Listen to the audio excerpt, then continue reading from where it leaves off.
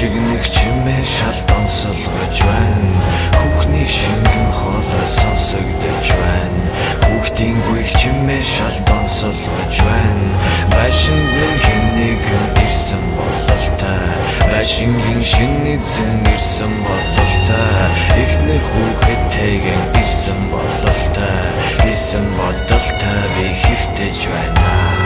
Я түүний хаяг Улаанбаатарын хамгийн өндөр байшин далан давхар хэмсэн дагуурн тамийн хаалга би онгоолгохыг хүлэн шалан дотор гэртээ үртэн цагт энэ муу юм болж өстэй хүний гар тустай хүрийг олж болохгүй зүйл хийсэн гэр бүлийг нэг шалган хүргэж дотн байсан цустай нүрийг олж гал буруутыг бүчиж авчээ чөтгөр нуранган дээр бүчиж гарчээ ядуугийн зовдонгийн гэр бүлийг согтон адгуус шиг аран шин бүрхэж авчээ Хүлэн чимээ надад сонсогдож байна.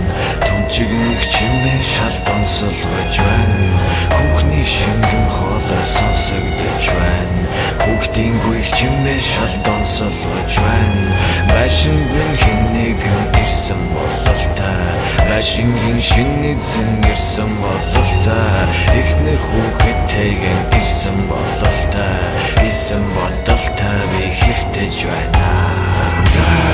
Шин дундуур чамайг цоо ширтгэхин зай Зочдын цус нүжөөрн хэртгэхин зай Аимшигтай түүхтэйгэн байшингийн зай Харалдвал биткинэ оролгүй тай Амсаран улаанаар бутагдсан байна Хэн нэгний цогцсон болгоцсон байна Амсаран улаанаар бутагдсан байна Хэн нэгний цогцсон болгоцсон байна